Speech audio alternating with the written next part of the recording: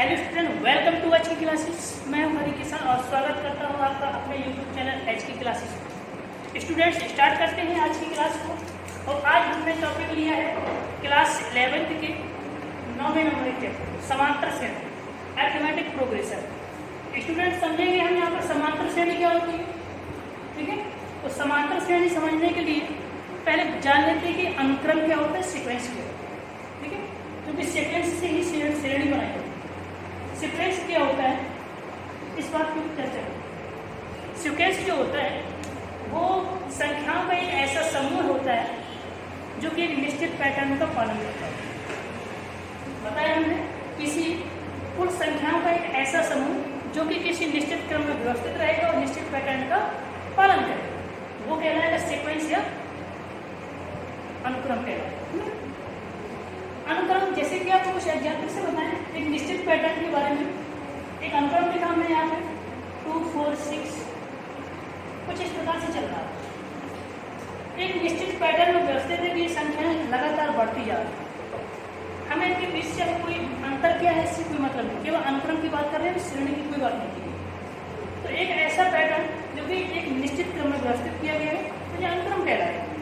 ठीक है, अर्थात ये ऐसे भी तो हो सकते हैं, हम ऐसे भी करते हैं इसको, ये भी तो एक क्रम है, ये भी एक निश्चित पैटर्न है इसका, अर्थात ये ज्यादा है तो बढ़ते हुए क्रम में ही चला जाता है।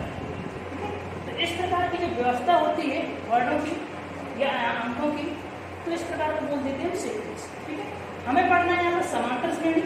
ठीक है, तो समांतर श्रेणी क्या होती है इसकी बात करें। देखिएगा, समांतर श्रेणी एक ऐसा सीक्वेंस जो कि इस प्रकार से व्यवस्थित किया गया हो कि उनके कोई भी पद और उसके पूर्व पद का अंतर, अर्थात एक सीक्वेंस लिखा हमने T1 T2 T3 dot dot dot इस प्रकार से first term, second term, third term से लिख दिया गया। ठीक है, तो समांतर श्रेणी क्या कहलाएगी, कोई एक टर्म और उसके पूर्व लिखा हुआ है, इन दोनों का जो अंतर है यदि समान आता है तो वो कहलाएगी समांतर श्रेणी। अर्थात अपने शब्दों में अगर इसको बोल दें तो पदों का एक ऐसा क्रम जहां पर उनके बीच का अंतर कैसे समान हो, पदों का एक ऐसा क्रम जिनके बीच का अंतर समान रहे तो उसको बोलते हैं समांतर श्रेणी। जैसे कि एग्जाम लेते हैं 1 3 5 7 डॉट डॉट आगे तक चले जाए। इसका कहने का मतलब क्या है, यहाँ पर देख रहे हैं एक तो ये सीक्वेंस है क्योंकि एक निश्चित क्रम में व्यवस्थित है। दूसरी बात, इनके पदों का जो अंतर है, कोई भी पद उठा लेंगे तो उनके पदों का अंतर समान है। देख लेंगे, इसमें से इसको घटाएंगे अगर 3 में से इसको तो 2 आएगा, एक 5 में से 3 को घटाएंगे तो भी 2 ही आएगा। इसके कहने का मतलब क्या, कोई पद उसके पूर्व पद का अंतर क्या है, किसी भी पद में समान आता है। जब समान आता है वो कह देते हैं यहाँ पर क्या है, समांतर श्रेणी। पदों का एक ऐसा क्रम जहाँ पर अंकों के बीच का अंतर समान होता है वो समांतर श्रेणी कहलाती है। समांतर श्रेणी के कुछ पदों की बात करते हैं। समांतर श्रेणी को कुछ निम्न प्रकार दिखाया जाता है T1 T2 T3 dot dot dot dot T। इस प्रकार से समांतर श्रेणी को शो किया जाता है। ठीक है, समांतर श्रेणी के पद क्या होते हैं, समांतर श्रेणी के पद इनको देखेंगे। समांतर श्रेणी के पद क्रम से चलते हैं, A plus D, A plus 2D, A plus 3D, फिर डॉट डॉट चले जाएंगे यहाँ पर A प्लस 8D। ठीक, अब यहाँ ये पद हो जाते हैं। जो A होता है इसको बोलते हैं प्रथम पद, ये कहलाता है समांतर श्रेणी का प्रथम पद। A D जो होता है, D होता है सार्वंतर, समांतर श्रेणी का सार्वंतर। ठीक है, देखेंगे सार्वंतर को दिखाते हैं दिश। देख रहे हैं जो दूसरा पद है, दूसरा पद किस प्रकार से चल रहा है, पद दूसरा है लेकिन एन में एक पद कम हो रहा है। A प्लस 2D होना चाहिए वैसे तो हमारे क्रम के अनुसार, लेकिन एक पद कम चलता है क्योंकि यहाँ प्रथम पद A होता है, इसलिए एक पद n से कम चलता है। ठीक है, इस प्रकार से यदि हमें समांतर श्रेणी का D निकालना हो, सार्वंतर निकालना हो, तो सार्वंतर निकालने की हम टर्म की बात करते हैं। तो अभी बताया हमने डी बराबर कोई पद और उसके पूर्व पद का अंतर, तो दूसरा पद T2, इसके पूर्व पद पहला पद बराबर अगला पद लेंगे तो T3 माइनस T2, कोई पद दिया उसके पूर्व पद, पहले वाला पद लेंगे, कोई पद दिया है और उसके पूर्व पद, अगर इनका अंतर समान है तो हम किसी भी दिए गए टर्म को कह सकते हैं कि वो समांतर श्रेणी में होगा। इस प्रकार से अगर इसको फॉलो करता है इस कंडीशन को तो हम कैसे कर सकते हैं कोई भी अंतर क्या है समांतर श्रेणी में है। जैसे कि एग्जाम्पल दिखाया अगर आपको इस प्रकार से एक हमने समांतर श्रेणी सीक्वेंस लिखते हैं कोई भी 5, 7, 9, 11 इस प्रकार से चला जाए, ये कोई सीक्वेंस है, ठीक है। अब इसको चेक करना है कि समांतर श्रेणी है या नहीं, तो हम यहाँ पर फॉर्मूला क्या अप्लाई करेंगे डी बार। अगर सार्वंतर समान निकला तो कहते हैं कि यहाँ पर ये समांतर श्रेणी कहलाए। देखेंगे T2 माइनस T1 बराबर लिखेंगे T3 माइनस T2, जी क्रम से टर्म दिए T1 T2 T3 डॉट आगे की ओर चले, क्या निकलेगा इधर दूसरा टर्म 7 माइनस 5 और 9 माइनस 7, अर्थात इनका अंतर क्या है 2, इनका अंतर क्या है। यहाँ पे हम देख रहे हैं कि दोनों का जो अंतर वो समान है, तो कह सकते हैं कि दिया गया जो हमारा सीक्वेंस है वो कैसा है समांतर श्रेणी में दिया। तो किसी प्रकार के हम क्रम को इस फॉर्मूले के आधार पर चेक कर सकते हैं कि वो समांतर श्रेणी है या नहीं, और यहीं से हम सार्वंतर भी निकाल सकते हैं डी का, ठीक है। चलिए आगे बात करते हैं, यहाँ तक बात समझ में आई होगी आप लोगों को, आगे की बात करेंगे। अब चलते हैं समांतर श्रेणी व्यापक पद की ओर। समांतर श्रेणी के व्यापक पद क्या होता है, एनवा पद, टीएनवा पद या व्यापक पद, एक ही चीज होता है। तो लिखेंगे समांतर श्रेणी का व्यापक पद, या इसी को बोल देते हैं या फिर टीएनवा पद, क्या बोलते हैं इसको टीएनवा, एक ही चीज, ठीक है। तो श्रेणी में हम देख रहे थे कि एक पद कम हो रहा था एन से बार बार, तो समांतर श्रेणी के एन में व्यापक पद को टीएन से दिखाते हैं। प्रथम पद ए प्लस एक पद कम होता है तो एन में एक पद कम करते हैं, एक पद कम हो रहा है यहाँ से बार बार, तो हमने एन में एक पद घटा दिया और क्या लिखा है डी। तो इस प्रकार से जो हमारा टी एनवा पद बन गया A plus N minus 1 into D बन गया। क्योंकि हम यहाँ देख ही रहे थे कि यहाँ पर एक पद बार बार कम होगा, तो हमने एन में से एक पद क्या कर दिया घटा दिया, तो इस प्रकार से ये पद निकला। ये कहलाता है समांतर श्रेणी का व्यापक। क्या कहलाएगा, सवाल किस प्रकार से आएगा, कोई श्रेणी दी होगी आपको इस प्रकार से, कुछ भी हो सकती है 2, 4, 6 डॉट डॉट डॉट डॉट निकल गई इस प्रकार से। कहते हैं कि समांतर श्रेणी का टी एन पद ज्ञात कीजिए। तो टी एन पद के लिए सबसे पहले तो प्रथम पद चाहिए, दूसरा पद टी चाहिए। तो एन के पदों में हमारा यहाँ पर टी एन पद निकल है। देखिए हम सबसे पहले प्रथम पद ए बराबर 2, सार्वंतर D equal T2 minus T1 बराबर T3 माइनस T2 से निकाल लेंगे 4 माइनस 2 इक्वल टू 6 माइनस 4, क्या निकलेगा डी इक्वल टू 2। तो डी का मान निकाला है, ए का मान निकाला है, तो टी एन के पद में वैल्यू रखेंगे।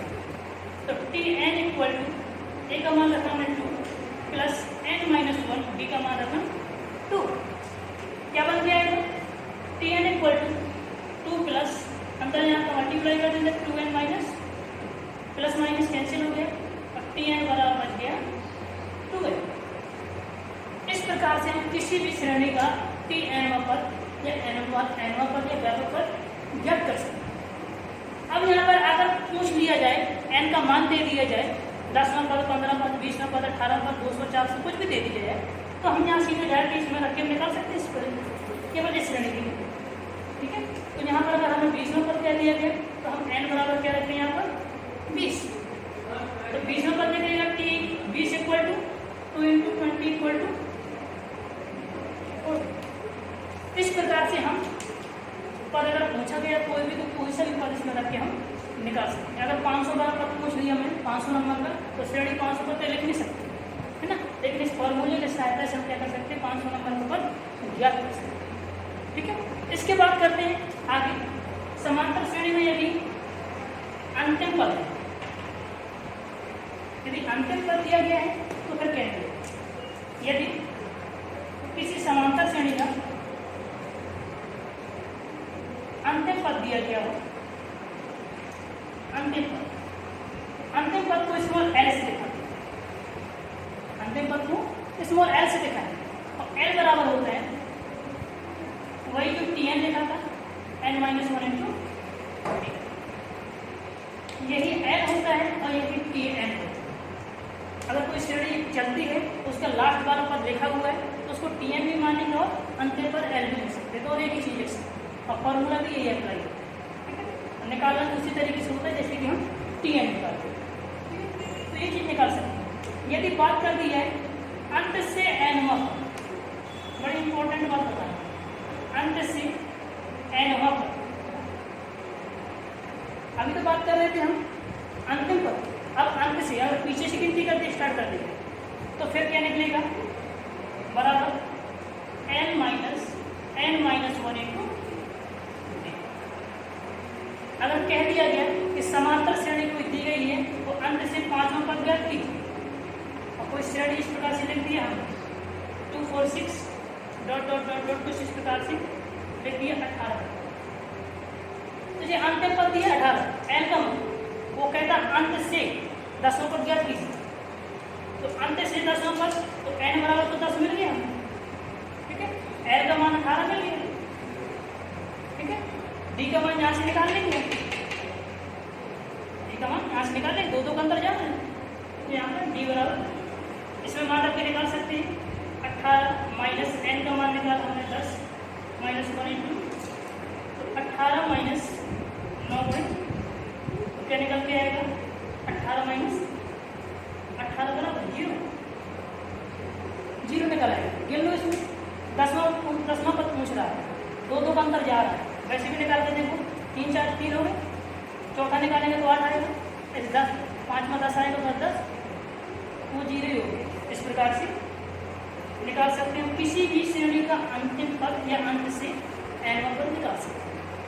अब चलते हैं, बात करते हैं समांतर श्रेणी के योगफलों, ऐसे पदों का योगफल। कोई श्रेणी दी गई है और कहते हैं कि समांतर श्रेणी के एन पदों का योगफल ज्ञात कीजिए, तो एन पदों का योगफल क्या होता है, अभी तक योगफलों की बात करेंगे।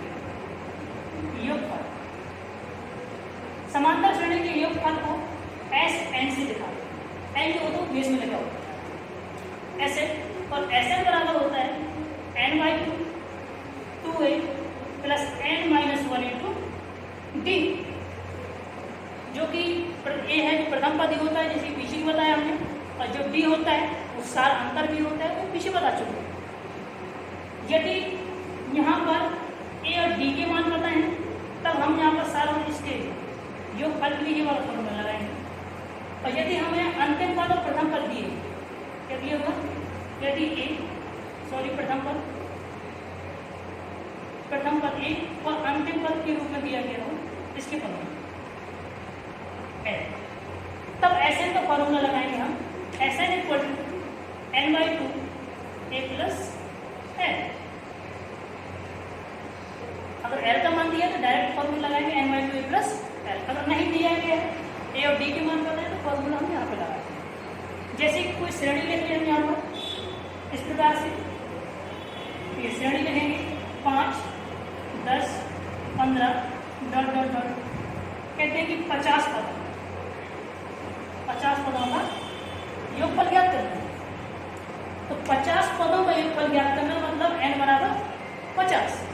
ठीक है, तो यहाँ n का मान मिला हमें 50, प्रथम पद यहाँ से निकालेंगे तो a बन जाएगा 5। इसके बाद यहाँ चलेंगे d वही फॉर्मूला पिछला वाला जाना पहचाना, t2 - t1 बराबर t3 - t2 से मान रखेंगे इसमें, तो d का मान निकल के आएगा 10 - 5 = 15 - 10, तो d = 5।